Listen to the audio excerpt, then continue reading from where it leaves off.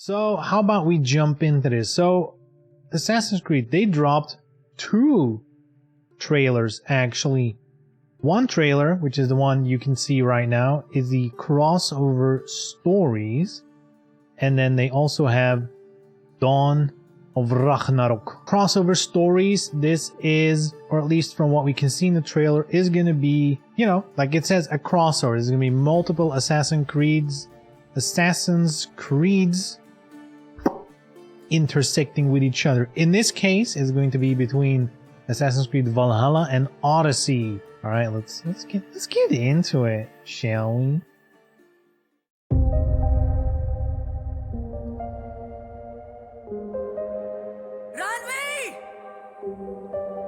No. Cassandra. And you are?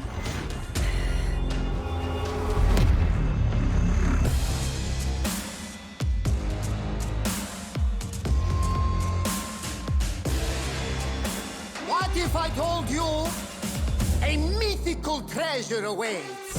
Something's off. Ever since the nightmare started here, I began asking the spirits for clarity. That just can't be true. Except there are some things to talk about.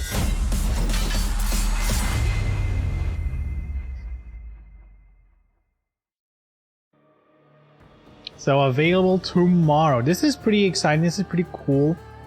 So we're getting a new update for both Assassin's Creed Odyssey as Valhalla. And those 2 stories are intersecting. So the first one to play apparently is Odyssey, which sets up why she's gonna end up in Valhalla. I mean, we kind of know from Odyssey. I mean, Cassandra does find, spoilers by the way, spoilers for the end of Odyssey, but Cassandra finds a staff, an artifact which allows her to live forever, basically. So that already explains, you know, how she ends up in the later time period, but the why is the question. Like, why are they meeting up? But yeah, very cool. Kind of also explains why they already did the update to Odyssey to have it run 60 FPS on the current gen consoles, like the new consoles. Makes sense that they would update Odyssey if they were planning to make a DLC for it, which interacts with Valhalla. Makes a lot of sense to me. But this is only a it's a sizable update, but it's just an update. However, Dawn of Ragnarok, apparently, from what I understand, is a big expansion. Supposedly 35 to 40 hours of gameplay.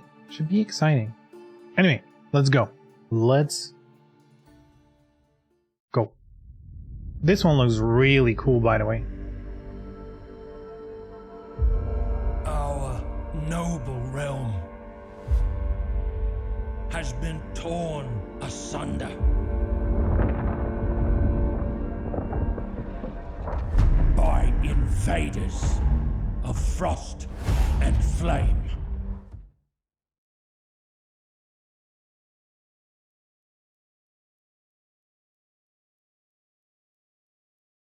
I don't know if this is DMCA-able though. We'll see.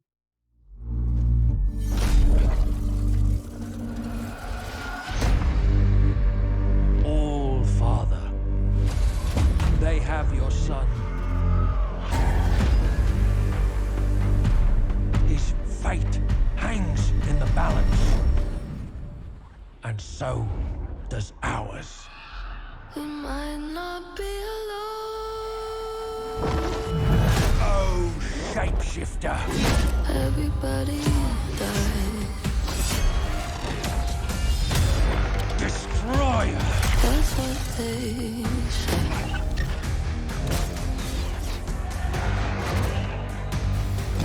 Deceiver. Such a good trailer, man.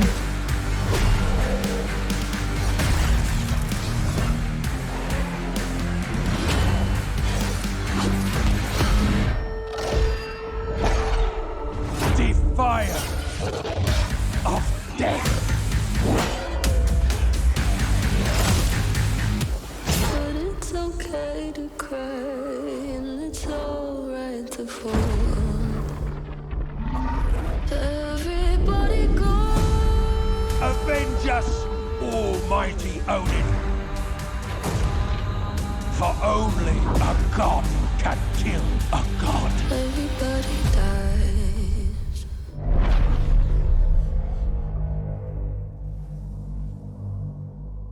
Shh. Dude, this looks so good. Just, I mean, it's not gameplay, of course. But man, it looks so good. The thing is, in Valhalla, you do visit the world of the gods, but it's pretty brief. You know, it's a pretty small part. It does tie into the lore. But man, making it like a full-blown expansion like this, that is pretty nice. And I hope that the stuff we see in the trailer, like there's a bunch of skills seemingly that he's using that are definitely not in the base game. So I really hope that what we're seeing here in the cinematic are going to be at least skills we're going to use in this expansion. I really hope so. March 10th. Yeah, and so apparently this is only the start of what they call Season 2 of Assassin's Creed Valhalla. So there is going to be more to come this year. Which, you know, as a fan, bring it on. I'm in. Also, small side note, by the way, I just tweeted this as well.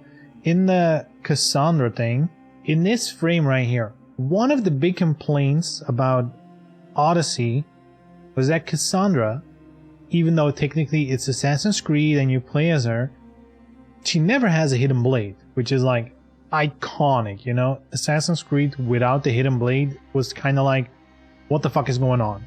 What do we see here? She's wielding a hidden blade, which, you know, I mean, it should have been in the base game, but whatever, you know? At least they're like, look, she's gonna be an assassin, you know, we need to give it to her. The fans want it, you know? So I like that. That's like a little detail that I'm very glad. I mean, you can see it here too. Very glad they thought of it to include that.